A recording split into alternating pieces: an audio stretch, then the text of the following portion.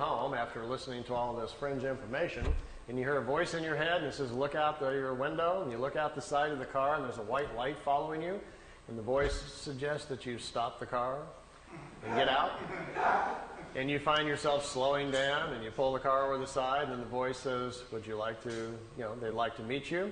Please park your car and step out. In the craft, you notice the white ball of light is coming down on the ground about 100 yards away, and it's setting down. You quickly look around. Wow, you're all alone. There's nobody out here. Should you be doing this? So you feel a little ripple go through your body. They're scanning you very quickly to see what you're like emotionally, if you're stable, if you're afraid, if you're, as they put it, tipping over in your mind.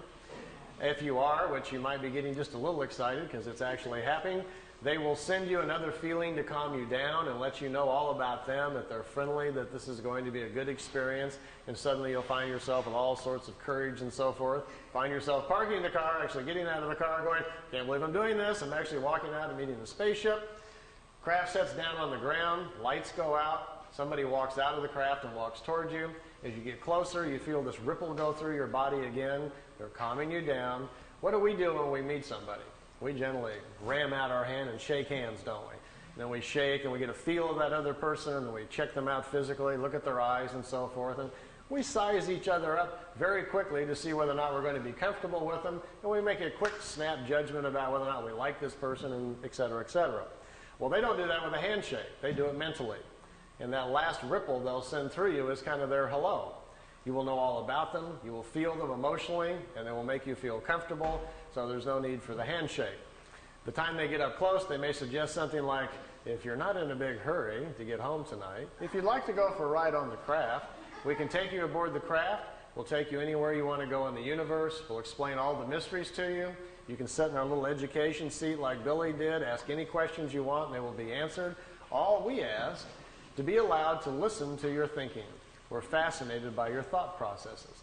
If we can listen to your thoughts, then we'd be glad to take you for a ride for 2 or 3 weeks.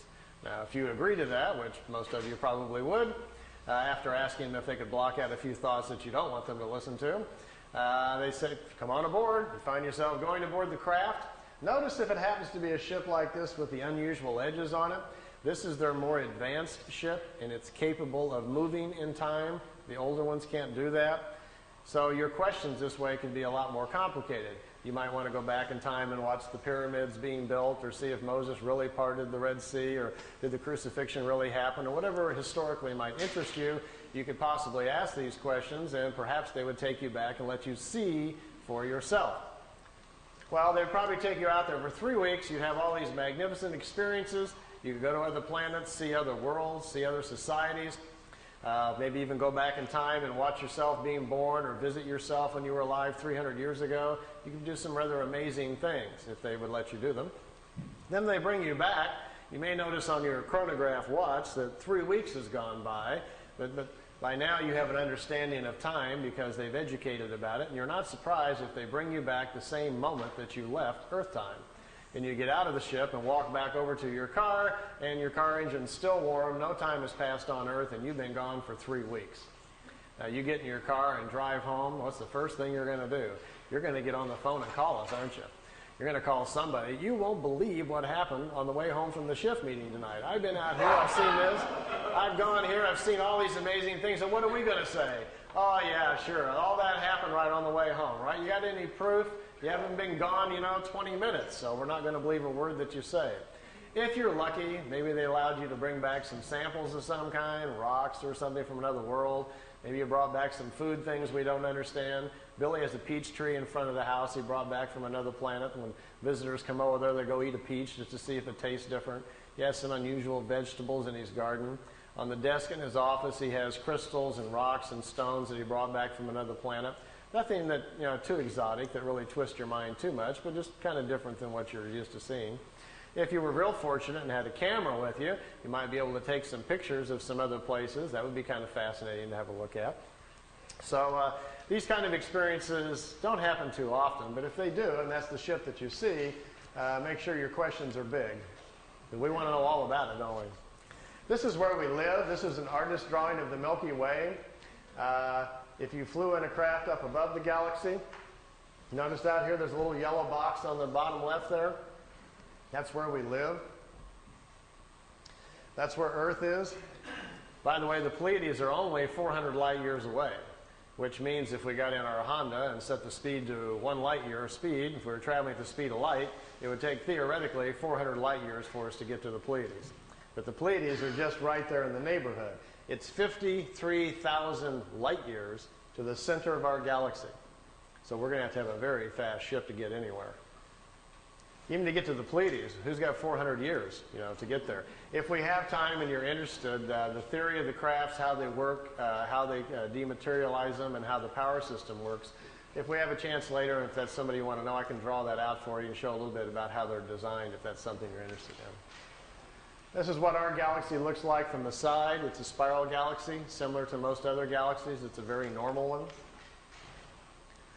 Here's some more of Billy's pictures of 2 regular-sized ships, and notice the 2 on the top are slightly smaller. These are remote vehicles. They're in our upper atmosphere, hundreds of them all the time. When you talk to people that claim that they're having visions or ideas, or they think they're psychically connecting with the Pleiadians or the Arcturians or something like that, in most cases it's with these little remote discs. They pick people, 20, 30,000 of them at a time, and they broadcast visions and ideas to people. They're generally never from Orion or Arcturus or Sirius or whatever like that. They find out that people are far more interested in listening if they think they're making a connection with a far-off ET than they are with a metal disc that happens to be a mile over their head. So understanding our mental capacities, these little remote discs fly around the planet quite oftenly, sending out their ideas and visions you pick up in sleep and listening to your thought patterns. They're intrigued with our thinking, they say, because they've discovered that the average person on Earth can live 75 years and spiritually only grow 6 or 7 months. They look at us as a spiritually dormant planet, that our lack of understanding about nature and how things really go make us more of a study than anything else. We are so misled, they say, by all of our belief structures and things that exist on our world. The time we survive through our kindergarten grades, our schooling, and our early years with our parents who mislead us, not on purpose, but they do because it's how they were taught. The time we get to be 10 years old, there's so much stuff in our head that we can hardly get life straight. Well, you all know how that works. You can't wait to get out of the house and go out, and what happens? By the time you're 30, you run off and go to an S meeting or something to figure out what's wrong with you. Then you maybe go to a psychiatrist, or you come to a fringe meeting like this, searching for answers. We're all trying to figure it out, aren't we? And usually about the time you get to about 40 or so, you kind of getting a handle on everything and figuring life out. By the time you're 50, you got it nailed, but then, you're going downhill, and gee, you wish you'd have known all this when you were 18. So our problem is we just need to live a lot longer, don't we? If you did have a craft at your disposal and they picked you up, you might want to go visit some of the other planets. Here, Billy took a picture out the window. Right here is the top of a disc right in front of him, and there's another one up here. There was 3 craft. They took him to Venus, let him take a few pictures. They took him up to Mars, let him see that. They took him up to Jupiter, let him see the red spot, and brought him back. It took 2 hours and 35 minutes for the trip.